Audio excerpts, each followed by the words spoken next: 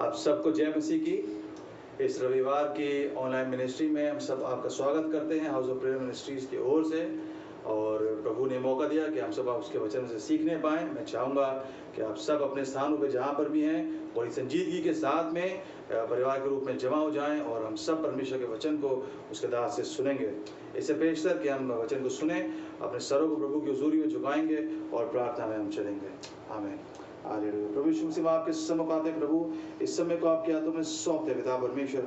ओ प्रभु, हम कहना मांगते हैं कि आप हमारे परमेश्वर हैं। हम कहना मांगते हैं प्रभु कि आप हमारी आशा हैं प्रभु जी। हम अपने जीवनों को आपके हाथों में सौंपते पिता परमेश्वर और तमाम बातों से अपने ध्यान को हटा करके प्रभु जी आपके सम्मुख हम उपस्थित हुए प्रभु, ताकि हम आपके दास के द्वारा आपकी वाणी को सुनने पाए पिता परमेश्वर। आप चाहते हैं इस समय को आप मुबारक करें, आपकी उपस्थिति प्रभु जी हम सबों के जीवनों में, हमारे घरों में पाई जाए पिता परमेश्वर। और प्रभु हम चाहते हैं प्रभु कि अपने आप दास का अभिषेक करें प्रभु जी, और वो बातें आप अपने दास के द्वारा आप कहें जो कि आप हमसे कहना मांगते पिता परमेश्वर। वचन बताता है कि आपके वचन के खुलने से प्रकाश होता है प्रभु।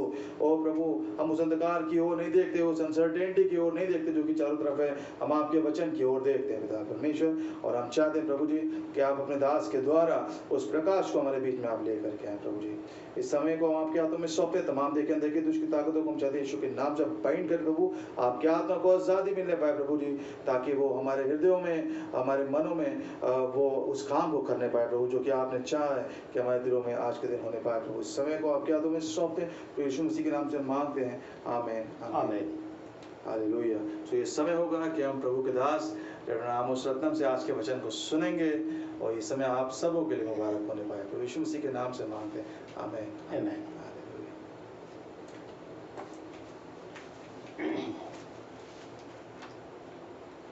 आप सबों को प्रेज़ द लॉर्ड। परमेश्वर का धन्यवाद हो एक और इस अच्छे अवसर के लिए। प्रभु ने अपने महान अनुग्रह के द्वारा हमारे जीवन में एक और सुंदर अवसर दिया है कि हम सब इस लॉकडाउन पीरियड में परमेश्वर के वचन को अपने घरों में बैठ कर के हम सुन सकते हैं और सीख सकते हैं और अपने जीवन में और परिवार में आशीषित हो सकते हैं। इस अनुग्रह के अंतिम क्षणों में परमेश्वर बार बार हमारे जीवन में ऐसे अवसर को लेकर के आता है जबकि हम प्रभु के वचन के द्वारा अपने जीवन में आशीषों को प्राप्त कर सकते हैं। और इसलिए इस अंतिम क्षणों में जब परमेश्वर हमारे जीवन में ऐसे अवसर देता है, एक एक अवसर हमारे जीवन के लिए बहुमूल्य और महत्वपूर्ण है। पौलुस इफिसियों के पत्र उसका 4 अध्याय 5 अध्याय उसके 16 पद में इस प्रकार कहता है कि अवसर को बहुमूल्य समझो, इफिशियंस 5:16।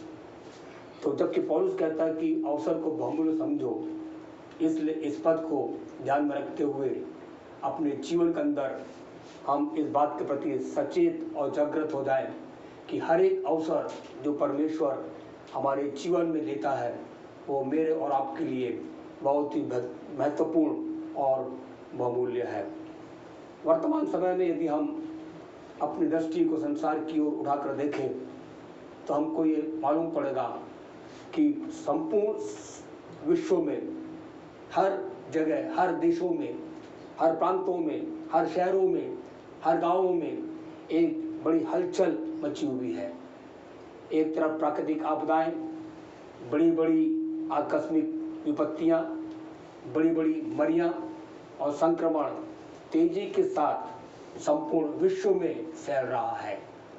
और यहाँ तक कि हमारे इस भारत जैसे देश में भी कोविड-19 का कहर ढाया हुआ है और ये अतिशीघ्रता के साथ, वेग के साथ ये बढ़ता चला जा रहा है।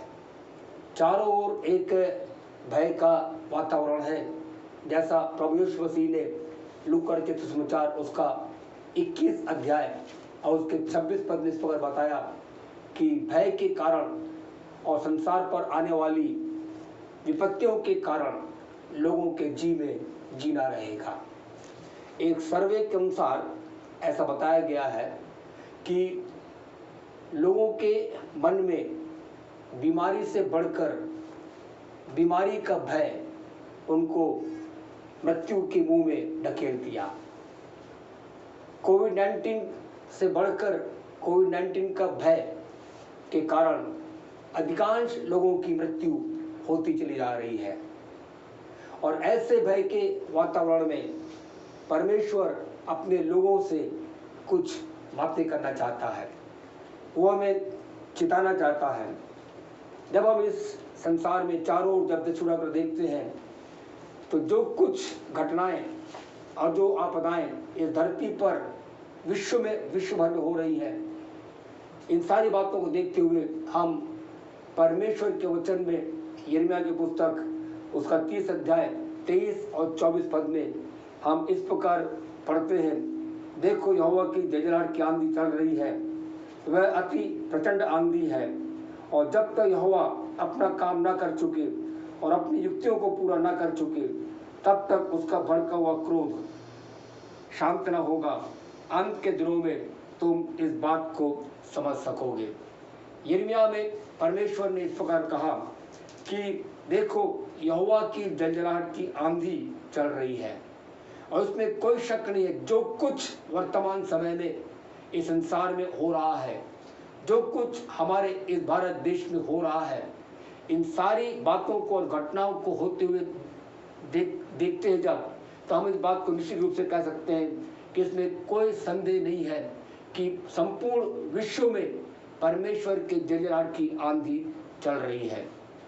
और इतना ही नहीं, लिखा हुआ है वह अति प्रचंड आंधी है, और उसका कारण भी इस पद में बताया गया है कि जब तक यहोवा अपना काम ना कर चुके और अपनी युक्तियों को पूरा ना कर चुके तब तक उसका भड़का हुआ क्रोध शांत ना होगा, और अंत के दिनों में तुम इस बात को समझ सकोगे।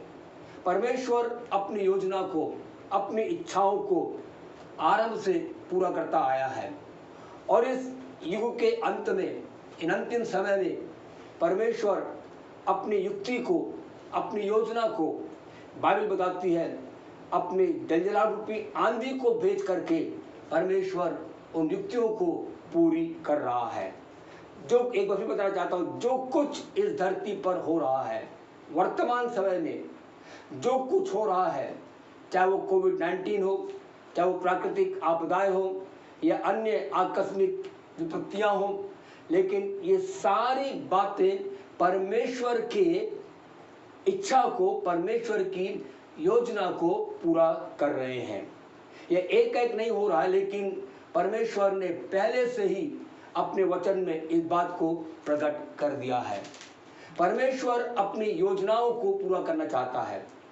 एक समय था जब परमेश्वर बड़े प्रेम के साथ, बड़े धीरज के साथ अपने अनुग्रह पर अनुग्रह को उंडेलते हुए अपने वचन को, अपने संदेशों को लोगों तक पहुंचाता था, ताकि लोग प्रेम के साथ परमेश्वर के वचन को ग्रहण करें, प्रेम से और अनुग्रह के समय में परमेश्वर के आज्ञा का पालन करके परमेश्वर की इच्छा के अनुसार जीवन को व्यतीत करें।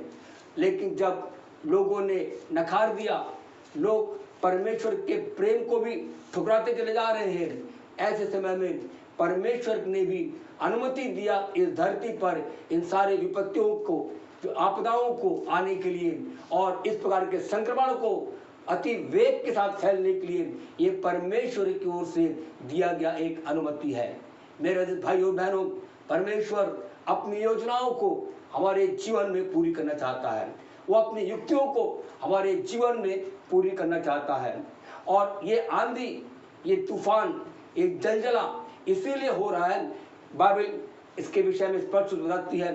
मेहरबानी से एक पद पढ़े, होशे की पुस्तक उसका 4 अध्याय उसका पहला और दूसरा पद। Book of होशिया chapter 4 and verse 1 and 2। हे इस्राएलियों, हे इस्राएलियों, यहोवा का वचन सुनो, यहोवा का वचन सुनो। इस देश के निवासियों के साथ, परमेश्वर कहता है इस देश के निवासियों के साथ यहोवा का मुकदमा है, यहोवा का मुकदमा है। इस देश में ना तो कुछ सच्चाई है, इस देश में न तो कुछ सच्चाई है, ना कुछ करुणा, न कोई करुणा, ना कुछ परमेश्वर का ज्ञान ही है। और न ही कोई परमेश्वर का ज्ञान ही है। यहाँ शाप देने, यहाँ पर शाप देने, झूठ बोलने, वध करने, चुराने और व्यभिचार करने को छोड़ कुछ नहीं होता। वे व्यवस्था की सीमा को लांघ कर कुकर्म करते और हैं। परमेश्वर कहते हैं यहाँ तक कि लोग व्यवस्था की सीमा को लांघ करके कुकर्म करते हैं और खून ही खून होता रहता है। आप देखिए, परमेश्वर स्वयं इस बात को कह रहे हैं। परमेश्वर कह रहे हैं कि इस पृथ्वी के लोगों के साथ मेरा मुकदमा है, क्योंकि इस संपूर्ण विश्व में, इस धरती के ऊपर में हर जगह लिखा हुआ है, यहाँ पर झूठ बोलने के सिवाय, वध करने के सिवाय, व्यभिचार करने के सिवाय कुछ भी नहीं होता। कहने का मतलब ये है, वर्तमान समय में पाप अपने चरम सीमा पर पहुंच चुका है। और जब जब इस धरती पर, एकदम इतिहास का पन्नों को पलट करके देखें, तो जब जब इस धरती पर पाप बढ़ा है, जब जब पाप चरम सीमा पर पहुंचा है, तब तक परमेश्वर ने अपने न्याय दंड को भेजा है। नूह के समय में परमेश्वर ने, जब पृथ्वी पर पाप बहुत बढ़ चुका था, उस समय में परमेश्वर ने उस समय की पृथ्वी को, नूह के समय की पृथ्वी को परमेश्वर ने जल प्रलय से नाश किया। सदोम अमोरा को परमेश्वर ने इसलिए नाश किया क्योंकि बाइबल बताती है वहां पर भी पाप अपने चरम सीमा पर पहुंच चुका था। वर्तमान समय में हर जगह पाप, हर क्षेत्र में पाप इतना चरम सीमा पर पहुंच चुका है, लोग व्यवस्था की सीमा को लांघ कर कुकर्म पे कुकर्म करते चले जा रहे हैं। ऐसे समय में परमेश्वर का न्याय दंड का उंडेला जाना, परमेश्वर की जलजलाहट का उंडेला जाना, ये एक स्वाभाविक सी बात है। और अब मैं और आप एक ऐसे समय में रहते हैं जब परमेश्वर अपने जलजलाहट को इस धरती पर उंडेल रहा है, जिसे हम अपने आंखों से हम होते हुए देख रहे हैं। मेरे अजीज भाई और बहनों, आज मैं इस बात को बताना चाहता हूँ, अक्सर जब इस पृथ्वी पर कोई आपदा घटित होती है, जब कोई आकस्मिक घटना घटित होती है, जब कोई ऐसा प्रलय या ऐसा प्रकोप या ऐसा संक्रमण या ऐसी मरियम जब इस धरती पर आती है, उस समय में मसीह लोग आमतौर से इस प्रकार कहते हुए सुन सकते हैं, जैसे कि लोग कहते हैं ये तो अंत का समय है। जब कोई घटना घटित होती है, लोग कहते हैं ऐसा तो होना ही, क्योंकि बाइबल में लिखा हुआ है। फिर लोग कहते हैं ये सब बातें तो हो रही है क्योंकि प्रभु यीशु मसीह का आगमन बहुत ही करीब है। ये सारी बातें इस बात को बताती हैं कि वे जानते हैं कि परमेश्वर के वचन में जो कुछ लिखा हुआ है वो पूरी हो रही है और अवश्य पूरी होंगी। वे इस बात को निश्चय जानते हैं कि एक एक घटना इस बात को बता रही है कि हमारे प्रभु यीशु मसीह का आगमन बहुत करीब है, बहुत ही निकट है और वो अति शीघ्र आने वाले हैं। लेकिन याद रखिए, केवल इतना जानकारी रखना एक विश्वासी को बचा नहीं लेगा। इतना जानकारी रखना ये एक अधूरी जानकारी है। किसी भी क्षेत्र में अधूरी जानकारी, किसी बात के लिए अधूरी जानकारी रखना हमारे जीवन में खतरे को उत्पन्न करता है। बाइबल के अंदर में यदि आप पहले इतिहास की पुस्तक उसका 12 अध्याय उसके 32 पद को पढ़ें तो उसमें ऐसा लिखा हुआ है, इस्साकारियों के विषय में, जो इस्साकारी जो इसराइलियों के 12 गोत्रों में से एक गोत्र थे इस्साकारी, उनके विषय में ऐसा लिखा हुआ है। पढ़े क्या लिखा हुआ है? इस्साकारियों में से जो समय को पहचानते थे कि इज़राइल को क्या करना उचित है, उनके प्रधान 200 थे। हाँ, आप देखिए, इस्साकारियों के विषय में लिखा हुआ है कि इस्साकारी लोग समय को पहचानते थे। न केवल समय को पहचानते थे, लेकिन उसके साथ ही साथ वे इस बात को भी जानते थे कि उस समय में उनको क्या करना चाहिए। हमारे साथ दुर्भाग्य की बात यह है, हम इस बात को जानते हैं कि ये सारी घटनाएं वचन के अनुसार हो रही है। हम इस बात को अच्छी तरह जानते हैं कि प्रभु यीशु मसीह का आना बहुत निकट है। हम इस बात को अच्छी तरह जानते हैं कि जो कुछ बाइबल में लिखा हुआ है वो सब हमारी दृष्टि के सामने पूरी होती चली जा रही है, हमारी आंखों के सामने पूरी होती चली जा रही है। उसके बावजूद भी हम निश्चिंतता के साथ अपने तरीके से जी रहे हैं और अपने इच्छा के अनुसार हम जी रहे हैं। हमारे जीवन के लिए अत्यंत आवश्यक है, हमें न केवल इस बात को समझना है कि हम किस समय में रह रहे हैं, लेकिन उसके साथ ही साथ हमारे जीवन में यह भी आवश्यक इस बात को जानना कि समय के साथ साथ हमको क्या करना है। इस सरकारी के विषय में मुझे ये बात बहुत अच्छी लगती है, वे न केवल समय को पहचानते थे, लेकिन उनको मालूम है कि उस समय में उनको क्या करना है। मेरे और आपके जीवन के लिए यह अत्यंत आवश्यक है कि हम ना केवल समय को पहचाने, केवल इतना कह लेना काफी नहीं है कि वचन पूरा हो रहा है, केवल इतने कहना काफी नहीं होगा कि हमारा प्रभु यीशु मसीह का आना बहुत निकट है और एक कठिन समय है और ये अंत का समय है, केवल इतना कहना काफी नहीं होगा, लेकिन इसके साथ ही साथ हमारे जीवन के अंदर इस बात को मालूम करना और पहचानना बहुत जरूरी है कि हमको ऐसे समय में क्या करना है।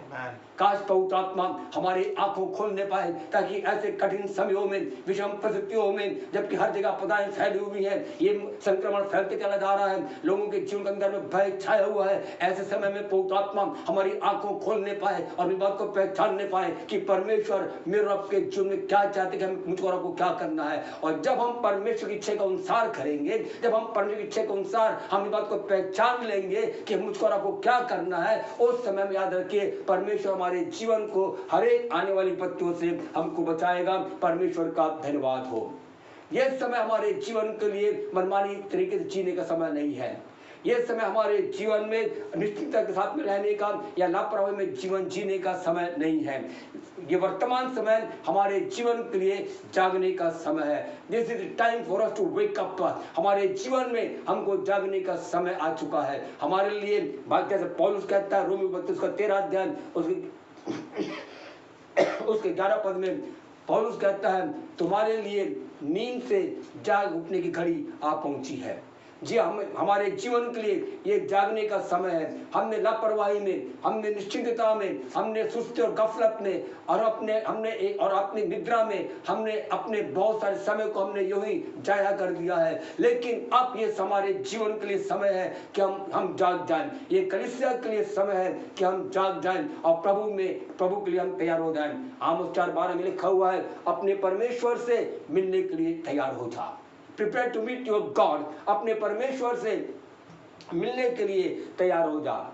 ये समय हमारे जीवन के लिए परमेश्वर के सन्मुख में सच्चे मन से पश्चाताप करने का। बीते दिनों के अंदर में हमने पास्टर जॉय के द्वारा संदेश को सुना। This is the time for us to repent.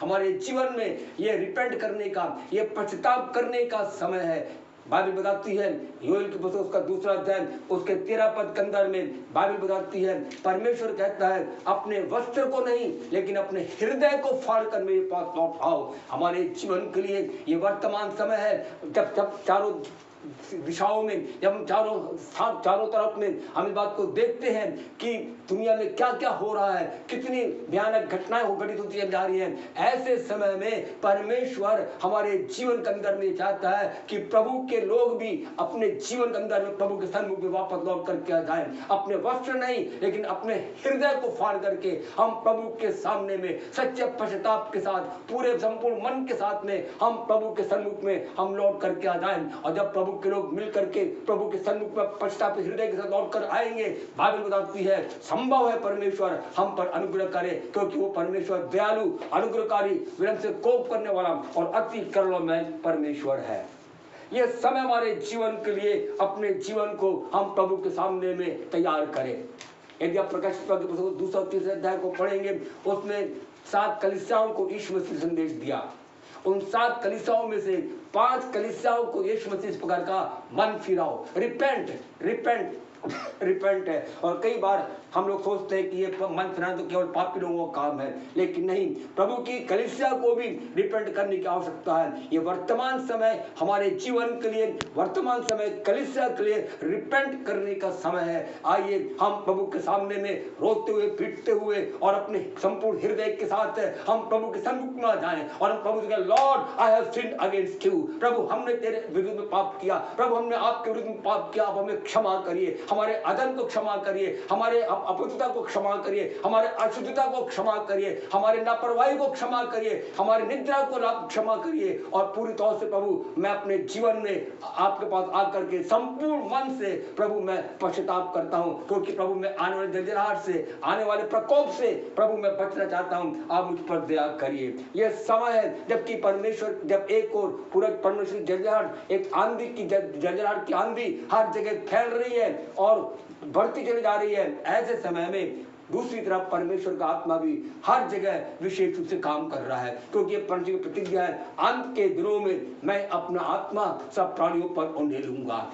और प्रभु का धन्यवाद हो। परमेश्वर का आत्मा इसके पहले कभी भी इस प्रकार नहीं मंडरा रहा था जिस प्रकार आजकल के इन दिनों के अंदर में परमेश्वर का आत्मा मंडरा रहा है। तो परमेश्वर का आत्मा हमारे जीवन के अंदर में, परमेश्वर का आत्मा कलीसियाओं के अंदर में मंडरा रहा है और परमेश्वर का आत्मा हर जगह एक बड़ी बेदारी को लेकर चले आ रहा है। और इसलिए आइए आज ऐसे पैंडेमिक समय में, ऐसे कोविड-19 के एक कहर के जबकि छाया हुआ है, ऐसे समय में परमेश्वर के लोग परमेश्वर चाहता है कि परमेश्वर के लोग प्रभु के सन्मुख में आ जाएं, घुटने में होकर के हम कोरवंशों के समान प्रार्थना करने पाए। Will O lord will thou not revive us again that thy people may rejoice in thee. हे परमेश्वर, क्या आप हमें फिर से न जिलाएंगे ताकि आपकी प्रजा आप में आनंदित हो सके।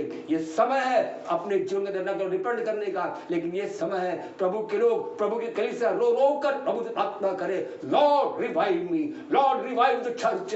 प्रभु अपने लोगों को जागृत करिए, अपने लोगों को प्रभु आप जागृत करिए। और याद रखिए, जब प्रभु का आत्मा हमारे जीवन में काम करेगा, हम जागृत किए जाएंगे, हम सचेत हो जाएंगे और प्रभु से मुलाकात करने के लिए हम तैयार रहेंगे। परमेश्वर हमारे जीवन में इन सारी आपदाओं के द्वारा हमारे जीवन में एक अवसर दे रहा है। God is giving one more opportunity to us। हमारे जीवन में परमेश्वर एक और अवसर दे रहा है। परमेश्वर हमेशा अनुग्रहकारी परमेश्वर है। कई बार परमेश्वर के हम केवल एक तरफ स्वभाव को हम जानते हैं और हम कहते हैं गॉड इज लव, परमेश्वर प्रेम है, परमेश्वर प्रेम है, परमेश्वर प्रेम है, परमेश्वर अनुग्रहकारी है। ये तो परमेश्वर का एक तरह, परमेश्वर जीवन का, उसके व्यक्तित्व का एक तरफा उसका आचरण है।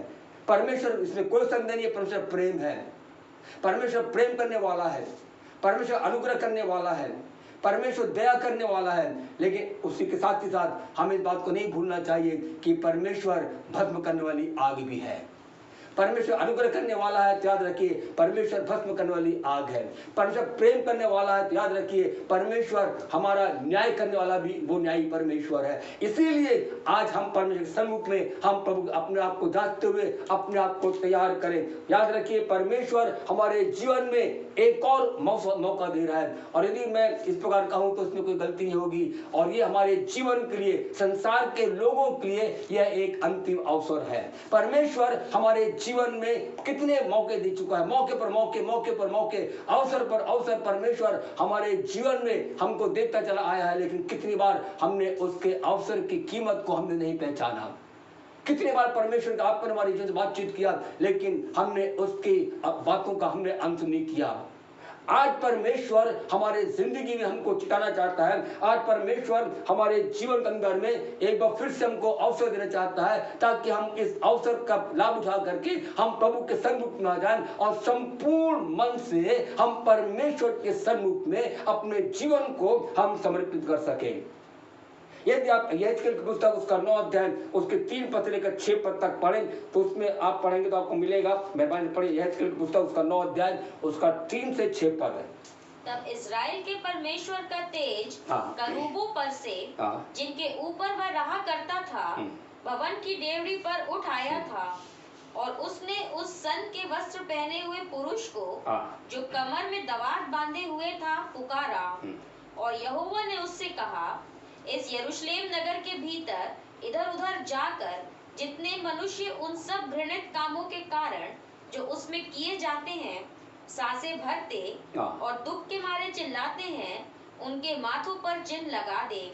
तब उसने मेरे सुनते हुए दूसरों से कहा, नगर में उनके पीछे पीछे चलकर मारते जाओ, किसी पर दया ना करना और ना कोमलता से काम करना। बूढ़े, युवा, कुंवारी, बाल बच्चे, स्त्रियां सबको मारकर नष्ट करो, परंतु जिस किसी मनुष्य के माथे पर वह चिन्ह हो उसके निकट ना जाना। मेरे पवित्र स्थान ही से आरंभ करो। अतः उन्होंने उन पुरनियों से आरंभ किया जो भवन के सामने थे। तो परमेश्वर ने यह दर्शन दिया और इस दर्शन में यदि आप पढ़ेंगे तो आप ये पाएंगे कि परमेश्वर का नगर यरूशलेम उसमें अत्यधिक पाप बढ़ चुका था। लोग कुकर्म कर रहे हैं, लोग व्यभिचार कर रहे हैं और हर प्रकार के अनुचित कार्य, अधर्म के काम वहां पर नगर में हो रहा है। ऐसे समय में परमेश्वर ने कितने विद्वक्ताओं को उनके बीच में भेजा, कितने अपने सेवकों को परमेश्वर ने उनके बीच में भेजा, लेकिन उन्होंने मन नहीं फिराया। परमेश्वर इसके पहले कि परमेश्वर अपने उस यरूशलेम नगर में अपने न्याय दंड को भेजता, परमेश्वर ने यहाँ पर और दर्शन में इस बात को बताया कि परमेश्वर एक दूत को उस नगर में भेजा। और दूत को वचन में लिखा हुआ है, वो दूत लोगों को नाश करने के लिए नहीं, लोगों को गिराने के लिए नहीं, लेकिन बाइबल बताती है लोगों के माथे पर मोहर करने के लिए। और किन लोगों के माथे पर मोहर कर रहा है? जो उन दिनों के अंदर में नगर में हो रहे अत्याचार के विषय, व्यभिचार के विषय, पाप के विषय वो लोग रो रहे थे, विलाप कर रहे थे, आंसू बहा रहे थे, पश्चाताप कर रहे थे। ऐसे तमाम रोने वालों, विलाप करने वालों और पश्चाताप करने वालों के माथे पर वो एक व्यक्ति घूम घूम कर वो उनके माथों पर मोहर को लगा रहा था, छाप लगा रहा था। आज जब हम इस वचन को सुन रहे हैं, एक बात निश्चय जाने, आप चाहे अपने कमरे में बैठ करके अकेले वचन को सुन रहे होंगे या अपने परिवार के साथ मिल करके बैठ करके आप वचन को सुन रहे होंगे, आप किसी भी स्थान पर क्यों न वचन को सुन रहे हो, लेकिन आज मैं आपको बताना चाहता हूँ मेरे प्यारो, एक आपके सामने खड़ा हुआ है, एक आपके मध्य में खड़ा हुआ है। वो आपके जीवन को गिराने के लिए नहीं, वो आपके जीवन को नाश करने के लिए नहीं, लेकिन आपके जीवन में मोहर लगाने के लिए वो खड़ा हुआ है। और परमेश्वर चाहता है कि जब आप प्रभु के सन्मुख में अपने पापों से पश्चाताप करते हैं, यीशु को अपने जीवन के अंदर में उद्धारकर्ता स्वीकार करते हैं, परमेश्वर अपने पवित्र आत्मा के द्वारा उनके जीवन में एक मोहर को लगा देता है। हमारे जीवन का बचाव हमारे धन संपत्ति द्वारा नहीं होता, हमारे जीवन का बचाव हमारी संपत्ति के द्वारा नहीं होगा, हमारे जीवन का बचाव हमारे ज्ञान बुद्धि और बल के द्वारा नहीं होगा, लेकिन हमारे जीवन का बचाव केवल और केवल इस बात से होगा कि मेरे आपके जीवन में परमेश्वर के पवित्र आत्मा की छाप लगी हुई है। वो छुटकारे की छाप हमारे जीवन के अंदर में लगी हुई है। यदि आज हमारे जीवन में वो छाप नहीं है, अपने जीवन में हम सावधान हो जाएं, क्योंकि विनाश का दूत आने वाला है। और यिर्मयाह ने जो दर्शन देखा, उसने ये देखा कि एक व्यक्ति जो लोग करा रहे हैं, जो विलाप कर रहे हैं, जो पश्चाताप कर रहे हैं, उनके माथे पर मोहर लगा रहा है, लेकिन उनके पीछे विनाश के दूत वो लोग हाथ में घात के हथियार को लेकर के पूरे नगर में एक सिरे से लेकर दूसरे सिरे तक जा रहे हैं। हर जगह गली गली हर जगह वो लोग जा रहे हैं। और वो क्या कर रहे हैं? जिनके माथे पर निशान नहीं है, जिनके माथे पर वो छाप, छुटकारे का छाप नहीं है, उनको वो मारते चले जा रहे हैं। और परमेश्वर ने उनको आज्ञा दिया था कि किसी पर कोमलता मत दिखाना, चाहे वो बच्चा हो, चाहे जवान हो, चाहे बूढ़ा हो, चाहे स्त्री हो, चाहे पुरुष, कोई क्यों ना हो, किसी पर कोमलता का व्यवहार मत करना, लेकिन उनको मारते जाओ, क्योंकि उनके जीवन में अवसर रहते उन्होंने अपने जीवन में उस छाप को नहीं लिया।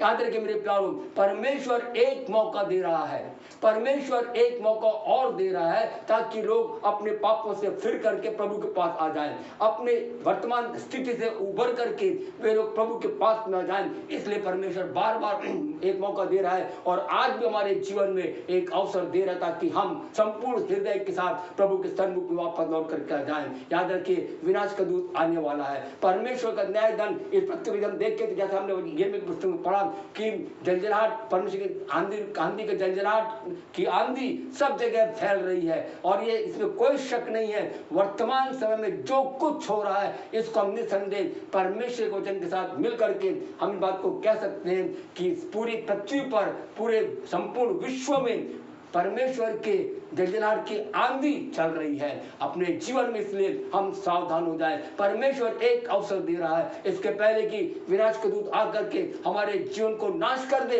हम अपने जीवन के अंदर में सावधान हो जाएं और प्रभु के पास आकर के उस छाप को, जिसके द्वारा हमारी सुरक्षा है, उस छाप को अपने जीवन में हम ले करके हम स्वर्गराज के भागीदार बन जाएं। परमेश्वर आज के दिन में परमेश्वर हमारे जीवन में हमको एक अवसर दे रहा है। अब हमको आमंत्रित कर रहा है कि हम संपूर्ण हृदय के साथ प्रभु के पास आ जाएं। परमेश्वर का धन्यवाद हो।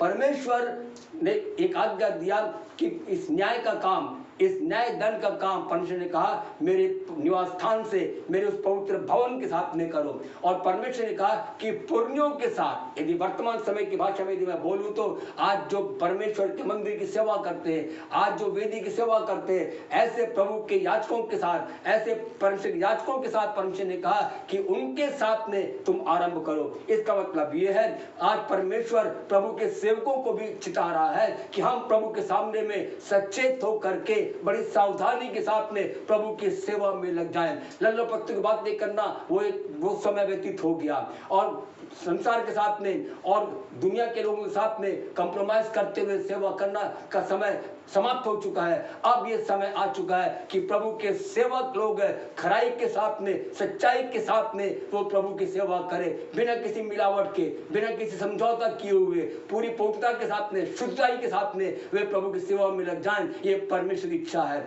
क्यों परमेश्वर ने कहा कि याजकों से शुरू करो?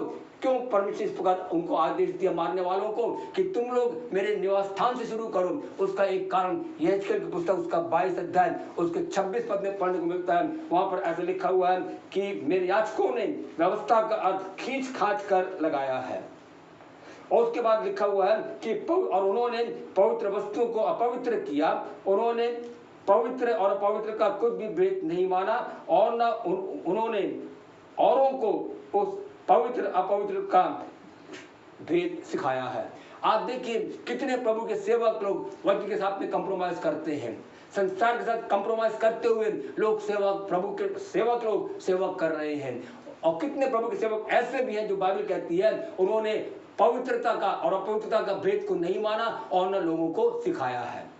परमेश्वर हमारे जीवन के अंदर में पूरी पवित्रता को, पूरी शुद्धता को चाहता है, क्योंकि ईश्वर ने कहा थोड़ा सा खमीर सारे गुथे हुए आटे को खमीर कर देता है। हमारे जीवन में थोड़ी सी गंदगी, हमारे जीवन में थोड़ी सी अपवित्रता हमारे संपूर्ण जीवन को नरक में ढकेल सकती है। इसलिए आज परमेश्वर हमारे जीवन में ये चाहता है कि हम पूरी पवित्रता के साथ में प्रभु की सेवा करें। हम याजक लोग, हम प्रभु के सेवक लोग, जिनको परमेश्वर ने अपनी सेवा करने के लिए, प्रजा को प्रभु के राज के लिए तैयार करने के लिए जब परमेश्वर ने मुझको और आपको एक याजक के रूप में नियुक्त किया है, ये हमारा कर्तव्य है। हम पूरी निष्ठा के साथ में, पूरी ईमानदारी के साथ में, विश्वास योग्यता के साथ में, पूरी पवित्रता के साथ में और दिलेरी के साथ में और खराई के साथ में हम प्रभु की सेवा में लग जाएं, क्योंकि समय बहुत करीब आ चुका है। हम आने वाला आएगा और देर ना करेगा। हर एक आपदाएं, हर एक विपत्तियां हमारे जीवन के लिए एक चुनौती है। ये संक्रमण भी हमारे जीवन के लिए एक चुनौती है, ये एक चेतावनी है। ये कोविड-19 भी हमारे जीवन के लिए, जो हमारे देश में फैला हुआ है और ये फैलते चला जा रहा है, ऐसे ये कोविड-19 भी हमारे जीवन के लिए एक चेतावनी है। और परमेश्वर चाहता है कि जब हर एक घटनाएं जो हम देखते और सुनते हैं अपने आंखों के सामने में, हम अपने जीवन में चेत जाएं, अपने जीवन में हम सावधान हो जाएं। याद रखिए, जरा सी चेतावनी को ध्यान ना देना हमारे जीवन को विनाश को ले जा सकता है। एक वचन पढ़े मेरे मान से, इब्रानियों की पत्री उसका 12 अध्याय उसका 25 पद। इब्रानियों की पत्री उसका 12 अध्याय। सावधान रहो, सावधान रहो और उस कहने वाले से मुंह ना फेरो, उस कहने वाले से मुंह ना फेरो, क्योंकि वे लोग जब पृथ्वी पर के चेतावनी देने वाले से मुंह मोड़कर न बच पृथ्वी पर के चेतावनी देने वाले से न बच सके, तो हम स्वर्ग पर से चेतावनी देने वाले से, चेतावनी देने वाले से मुंह मोड़कर कैसे बच मुंह मोड़कर क्यों कर बच सकते हैं। मैंने कहा हर एक आपदाएं, हर एक विपत्तियां, हर प्रकार का संक्रमण हमारे जीवन में परमेश्वर की ओर से एक चेतावनी को लेकर के आती है। नूह के समय में नूह लोगों को चिता रहा था, क्योंकि परमेश्वर पाप के कारण, पाप की अधिकता के कारण परमेश्वर इस पृथ्वी को जल प्लस नाश करने पर था। और नूह चिल्ला चिल्ला कर प्रचार करता रहा, मैं एक जहाज बना रहा हूं और परमेश्वर इस पृथ्वी को पाप के कारण जल प्रलय से नाश करने वाला है, इस पृथ्वी पर जल प्रलय आने वाला है। लेकिन उस समय के लोगों ने उस चेतावनी पर कोई ध्यान नहीं दिया। उसका परिणाम क्या हुआ? वे लोग नाश हो गए। मेरे अजीजों, यहाँ पर इब्रानियों पत्र का लेखक कहता है, यदि उस समय में पृथ्वी पर से चेतावनी देने वाले की बात को ना सुन करके वे लोग नाश हो गए। तो इन दिनों के अंदर, अंत के दिनों के अंदर में परमेश्वर जब अपने आत्मा के द्वारा हमको चेतावनी पर चेतावनी, चेतावनी पर चेतावनी देते चला आ रहा है, उससे मुंह मोड़ करके हम क्यों कर बच सकेंगे। टाइटैनिक जहाज के विषय में हम सब अच्छे से जानते हैं। उन दिनों का सबसे बड़ा जहाज था। 3 वर्ष ब्रिटेन की न्यू स्टार लाइन कंपनी के द्वारा वो तैयार किया गया था और उनके जो ओनर थे, उस जहाज का ओनर मिस्टर जे ब्रूस इनसे, उन्होंने इस प्रकार कहा कि जो जहाज मेरे लोगों के द्वारा तैयार किया गया, इंजीनियर्स के द्वारा तैयार किया गया, इसको परमेश्वर भी डुबा नहीं सकता। अटलांटिक सागर में 14 अप्रैल 1912 में वो जहाज डूब गया। डूबने के पहले अन्य, इसके पहले कि वो टाइटैनिक जहाज इंग्लैंड से, ब्रिटेन से न्यूयॉर्क की ओर रवाना होता, कई समुद्री अन्य जहाज़ों ने इस टाइटैनिक जहाज के मालिक को और जहाज के कप्तान को चेतावनी दिया और ऐसा कहा जाता है कि 6 बार उनको चेतावनी दिया गया कि उस अटलांटिक सागर से होकर के आप लोग मत जाना। लेकिन उस जहाज के ओनर ने, मालिक ने इस प्रकार कहा कि परमेश्वर भी मेरे इस जहाज को डुबा नहीं सकता। और जहाज के कप्तान ने कहा कि यदि कोई भी सामना करना पड़े, भले चट्टान का सामना क्यों ना करना पड़े, लेकिन मैं जहाज को मोड़ लूंगा। उन्होंने उस चेतावनी पर कोई ध्यान नहीं दिया। आखिर क्या हुआ? 14 अप्रैल 1912 में वो जहाज समुद्र में डूब गया। मेरे अजीजों, हमारे जीवन के अंदर, इन दिनों के अंदर में परमेश्वर अपने पवित्र आत्मा के द्वारा चेतावनी पर चेतावनी, चेतावनी पर चेतावनी देते चल जा रहा है। मेरा आपका कर्तव्य है उस चेतावनी पर हम ध्यान दे करके अपने आप को परमेश्वर के हाथों में दे दें। यदि हम चेतावनी से अपने मुंह को मोड़ लेंगे, याद रखिए कोई भी इंसान इस चेतावनी को सुनने के बाद वो कभी भी बच नहीं पाएगा। ये बाइबल हमें बड़ी सफाई के साथ बताती है। इसलिए आइए इन अंत के समय में, अंतिम घड़ी के अंदर में हम परमेश्वर के सन्मुख में हम पूरी तौर से अपने आप को समर्पित कर दे और प्रभु के हाथों में अपने आप को सौंप दे और कहें, प्रभु मैं नाश होने वाला, नाश नहीं होना चाहता, लेकिन प्रभु मैं आपके साथ स्वर्गराज में हमेशा हमेशा के लिए मैं रहना चाहता हूँ। आप हमारे जीवन में, आप मेरे जीवन में आप अनुग्रह करिए ताकि मेरा जीवन इन सारे आने वाली विपत्तियों से बच जाए। प्रभु मुझ पर दया करिए। मैं अपना जीवन अब तक मैं जिस प्रकार जिया, मैं उस जीवन संतुष्ट नहीं हूँ, लेकिन आज के बाद से प्रभु मैं जीऊंगा तो सिर्फ आपके लिए जीऊंगा। मैं जीऊंगा आपके लिए, मैं जीऊंगा, मैं जीऊंगा आप में जीऊंगा। इससे प्रभु आप मेरी सहायता करिए और मेरा जीवन हमेशा आपके सन्मुख में तैयार होने पाए। याद रखिए ये विपत्तियां और भी बढ़ती चली जा रही हैं। यीशु मसीह का ये तो पीड़ाओं का आरंभ है, लेकिन इससे भी बड़ी बड़ी विपत्तियां आने वाली हैं इस जगत पर, इस पृथ्वी पर।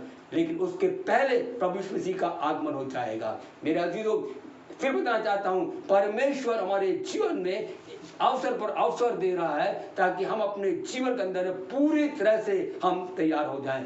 इस अवसर को अपने जीवन से हम हाथ से जाने ना दें। परमेश्वर अनुग्रह करने पाए कि प्रभु का आत्मा हमारे जीवन को प्रभु के आमद के लिए तैयार करने पाए। हर दिन हम प्रभु से मुलाकात करने के लिए तैयार हो जाएं। और जैसे आमोस 4:12 में अभी हमने पढ़ा, हमने सुना कि हे इस्राएल अपने परमेश्वर से मिलने के लिए तैयार हो जाए। This is the time to prepare to meet our God. हम अपने परमेश्वर से मिलने के लिए हम तैयार हो जाए, क्योंकि आने वाला आएगा और देर ना करेगा। इसलिए हम अपने जीवन में हम पूरी तरह से हम तैयार हो जाएं।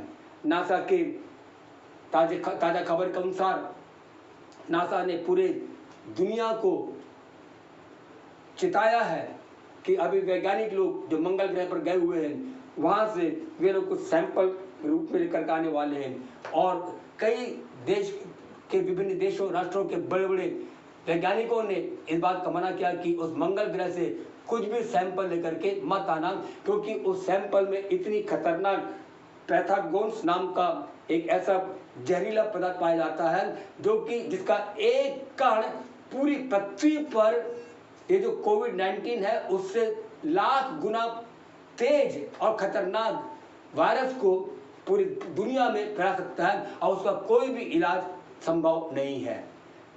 लेकिन नासा ने ये वार्निंग दिया है कि जो वैज्ञानिक मंगल ग्रह से आने वाले हैं वो अपने साथ सैंपल को लेकर के आएंगे, और यदि वो सैंपल को लेकर के आते हैं तो याद रखिए ये पूरी दुनिया एक भयानक प्रकोप से, भयानक संक्रमण से फिर से गुजरेगी। इसके लिए नासा ने पूरे दुनिया के लोगों, हर देशों के लोगों को उन्होंने अलर्ट कर दिया है।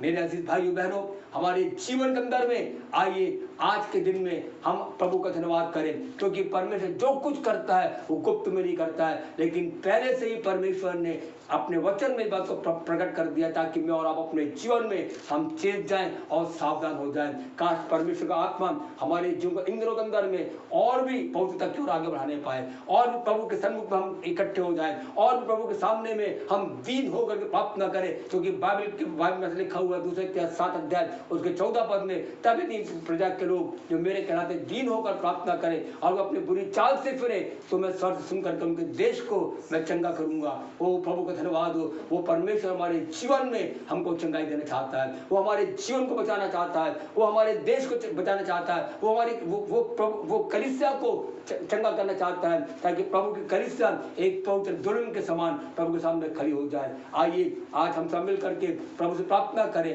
प्रभु, मैंने आज इस आप कोचिंग के द्वारा ये सीखा कि आप अनुग्रह का एक और मौका आप हमको दे रहे हैं। ये अनुग्रह का एक समय है, हो सकता है कि आज प्रभु आप अनुग्रह कर रहा है, लेकिन कल परमेश्वर का अनुग्रह के द्वार बंद हो जाए। आज प्रभु बातें कर रहा है, आज प्रभु का आत्मा बातचीत कर रहा है, लेकिन बाइबल बताती है उत्पत्ति पुस्तक 6 अध्याय उसके 3 पद के अंदर में परमेश्वर कहता है मेरा आत्मा मनुष्य के साथ सदा अनुवाद करता नहीं रहेगा। आज प्रभु का आत्मा से बातचीत कर रहा है, आज प्रभु को वचन से बातचीत कर रहा है। संभव है कल के दिन बात करना बंद कर दे। आज अनुग्रह के द्वार खुला हुआ है, संभव है कल के दिन में बंद हो जाए, लेकिन इसलिए इसके पहले कि अनुग्रह द्वार बंद हो जाए, इसके पहले कि प्रभु का आत्मा हमसे बात करना बंद कर दे, आइए हम प्रभु के पास आ जाएं और सच्चे मन से हम पश्चाताप करते रहें। और 2:13 में जैसे लिखा हुआ है, अपने वस्त्र को नहीं अपने हृदय को फाड़ कर मेरे पास में आ जाओ। आइए आज हम प्रभु के पास में आ जाएं संपूर्ण हृदय के साथ, रोते विलाप करते हुए, संपूर्ण पूरे पश्चाताप के साथ हम प्रभु के पास आ जाता है। प्रभु,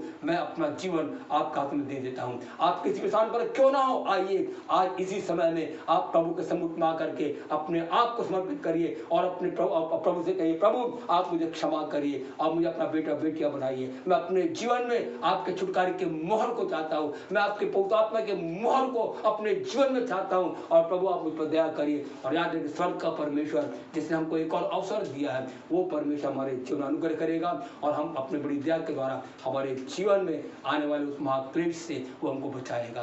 विनाश का दूत आने वाला है, विनाश का दूत आने वाला है, और जब वो आएगा किसी पर कोमलता का बर्ताव नहीं करेगा, लेकिन चाहे वो कोई भी जिसके माथे पर वो मोहर नहीं है, जिसके जीवन में छुटकारे की छाप नहीं है, उसको वो नाश कर डालेगा। आइए इन सारी बातों बचने के लिए अपने आप को हम प्रभु का हाथ में समर्पित कर दें। Oh thank you Lord, hallelujah, praise the Lord. सब प्रार्थना में जाएं।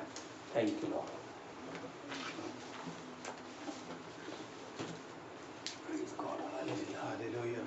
प्रभु को धन्यवाद हो इस सुंदर वचन के लिए जो कि हमने सुना है, और जबकि परमेश्वर का आत्मा हमसे इन बातों के द्वारा हमको कायल करता है, हम इन अवसरों को बहुमूल्य जाने मेरे प्रियों, और हम इसके अनुसार परमेश्वर के पास में वापस लौट जाएं।